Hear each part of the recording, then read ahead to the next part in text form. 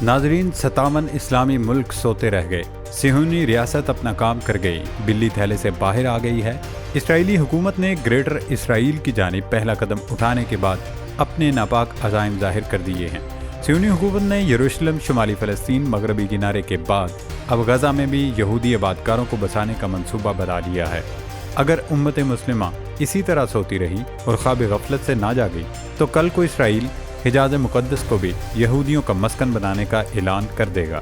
गज़ा और लबनान में मुट्ठी भर सरफरोशों ने दुनिया की नाम नहाद सुपर पावर को तिगनी का नाच नचा रखा है। हमास के अल-कस्साम ब्रिगेड ने ताज़ा हमले में इसराइली फ़ौज को बड़े पैमाने पर नुकसान पहुँचाया। वहीं लबनान में हिजबुल्लाह ने सियोनी फ़ौज के ज़ेर इस्तेमाल जदीद तरीन ड्रोन को मार गिराया। इसराइली हुकूमत सर पकड़े बैठी है कि हिजबुल्लाह के भेजे गए ड्रोन्स इसराइली रेडार पर दिखाई नहीं देते, लेकिन हमारा ड्रोन हिजबुल्लाह ने मारा।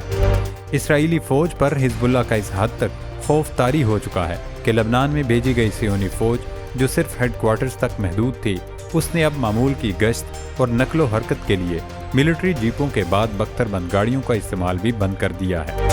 सियोनी फ़ौजी अब टैंकों के ज़रिए एक से दूसरी जगह जाते हैं।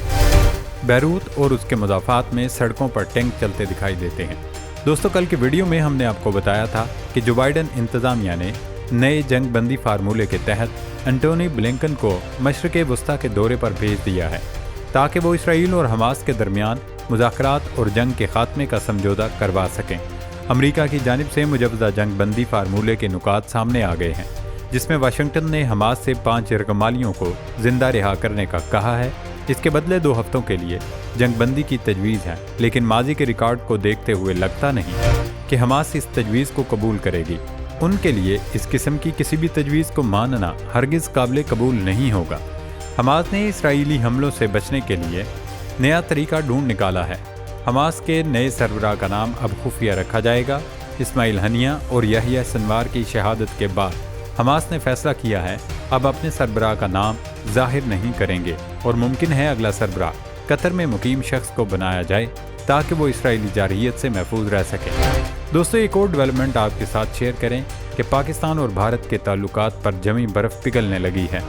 शंघाई तामन तंजीम के सरबराही इजलास के बाद अब पाकिस्तान और भारत के दरमियान ताल्लुकात की बहाली का इम्कान रोशन हो गया है। चीन के बाद अमेरिका भी दोनों मुल्कों के मुज़ाकरात कराने, 2 तरफ़ा ताल्लुकात बढ़ाने और कशीदगी कम कराने के लिए मैदान में आ गया है। क्या इस बार दोनों मुल्कों के दरमियान दूरियां दूर हो सकेंगी या एक बार फिर मामला भारत सरकार की डिटाई और हठधर्मी की नज़र हो जाएगा? इस पर आगे चलकर तफसीली डिस्कशन करेंगे। दोस्तों, सबसे पहले बात करेंगे इसराइल के नापाक अज़ाइम की। सियोनी रियासत के इंतहा पसंद वज़ीरों ने मगरबी किनारे पर कब्जा करने के बाद अब गज़ा में भी यहूदियों की आबादकारी का ऐलान कर दिया है। ये मौक़िफ़ ऐसे वक्त में सामने आया है जब इसराइल ने 1 साल से ज़्यादा अरसे से गज़ा की पट्टी का मुहासरा जारी रखा हुआ है।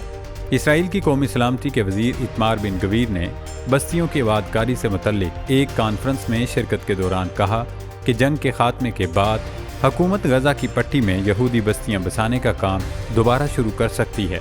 सिर्फ बिन गवीर ही नहीं बल्कि इसराइल के शिद्दत पसंद वज़ीर ख़जाना बेज़ालेल स्मोत्रिच ने कहा कि गज़ा की पट्टी पर दोबारा कब्जा करना ज़रूरी है। गज़ा में बस्तियां कायम किए बगैर अमन हरगिज़ नहीं होगा।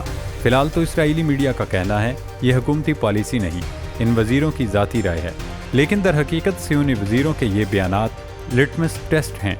इसराइली वज़ीरों ने उम्मत मुस्लिमा और आलमी बरादरी का रद्द अमल जानने के लिए ये शोशा छोड़ा, लेकिन जब वो देखेंगे कि इस पर रिएक्शन ज़्यादा नहीं आया तो फिर इसराइल जनूबी गज़ा में यहूदी आबादकारों की बस्तियां तामीर करने का मंसूबा शुरू कर देगा। नाज़रीन, मुज़ाहमती तंजीमों हमास और हिजबुल्लाह की कार्रवाइयाँ सियोनी रियासत के लिए दर्द सर बन चुकी हैं। हमास के अल-कस्साम ब्रिगेड ने अपने ऑफिशियल टेलीग्राम चैनल पर इसराइली फ़ौज को निशाना बनाने की वीडियो जारी की है। अल-कस्साम ब्रिगेड ने अपने बयान में कहा, हम दुश्मन को उसके अपने हथियारों से निशाना बना रहे हैं। शुमाली गज़ा में हमास के जंगजुओं ने इसराइली बम टैंक में नस्ब कर दिया, जिसके नतीजे में मरकावा टैंक तबाह हो गया। हमास ने दावा किया है इस हमले में 6 सियोनी फ़ौजी मारे गए हैं, जबकि इसराइल ने 2 फ़ौजियों की हलाकत की तस्दीक की है। इसके अलावा जबालिया महाजर कैंप के करीब حماس کے جنگجوؤں نے سنائپر کے ذریعے 2 اسرائیلی فوجیوں کو موت کے گھاٹ اتار دیا۔ حزب اللہ نے اسرائیلی فوج کے جدید ترین ڈرون کو تباہ کر دیا۔ حزب اللہ کی جانب سے جاری کیے گئے بیان میں کہا گیا ہے کہ لبنانی تنظیم کے مجاہدین نے صہیونی فوج کی جارحیت کے جواب میں جدید ترین ڈرون ہرمس 900 کو ملیہ میٹ کر دیا۔ اسرائیلی فوجی ڈرون لبنانی سرحد کے اندر پرواز کر رہا تھا، جسے حزب اللہ نے زیر زمین سے فضا میں مار کرنے والے میزائل سے نشانہ بنایا۔ حزب اللہ کی جانب سے ایک بار پھر اسرائیل کے شمالی علاقوں پر میزائل داغے گئے۔ حملے میں بڑے پیمانے پر صہیونی فوج کو نقصان اٹھانا پڑا۔ لبنان سے راکٹوں کی بارش کے بعد اسرائیلی دارالحکومت تل ابیب سمیت 142 مقامات پر سائرن مچنے لگے۔ اسرائیلی چینل 13 نے دعویٰ کیا کہ لبنان سے اسرائیل پر بلاسٹک میزائل داغا گیا، جسے وادی آرا کے اوپر سے روکا گیا۔ میزائل کے کچھ ٹکڑے حیفا کے مضافات میں بھی گرے۔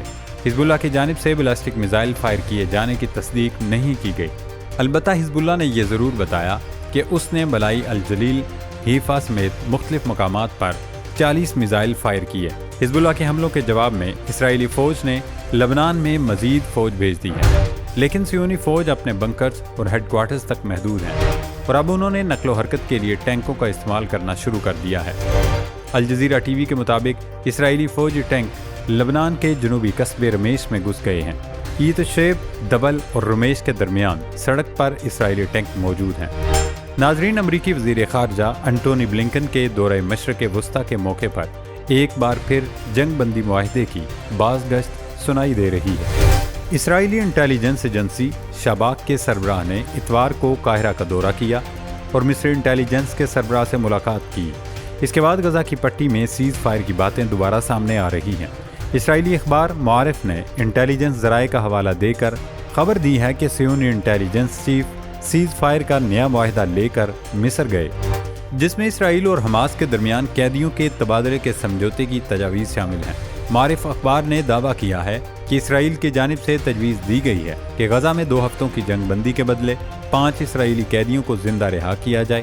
اسرائیلی اخبار کا کہنا ہے کہ وزیر دفاع یوگ لینڈ، وزیر خارجہ اسرائیل کارٹس اور وزیر انصاف یارف لیون نے اس تجویز کی حمایت کی، جبکہ شدت پسند وزیر خزانہ بیزالیل سموترچ اور وزیر قومی سلامتی ایتمار گویر نے اس تجویز کو شدت سے مخالفت کی، جس پر یوگلینڈ نے کہا، ہم نے غزہ پر ہر حربہ آزما کر دیکھ لیا، لیکن یرغمالیوں کی باحفاظت واپسی مذاکرات اور کسی معاہدے کے بغیر ممکن نہیں لگتی۔ اسرائیلی انٹیلیجنس چیف نے مصری حکام سے ملاقاتوں میں کہا، یہ مذاکرات کو دوبارہ زندہ کرنے کا موقع ہے۔ اب دیکھتے ہیں کہ جنگ بندی معاہدہ ہوتا ہے یا نہیں، اس پر عمل درآمد ہوگا کہ نہیں، کیونکہ جب بھی جنگ بندی معاہدے کی طرف بڑھنے لگتے ہیں، اسرائیلی وزیر اعظم نیتن یاہو روڑے اٹکانے درمیان میں آ جاتے ہیں۔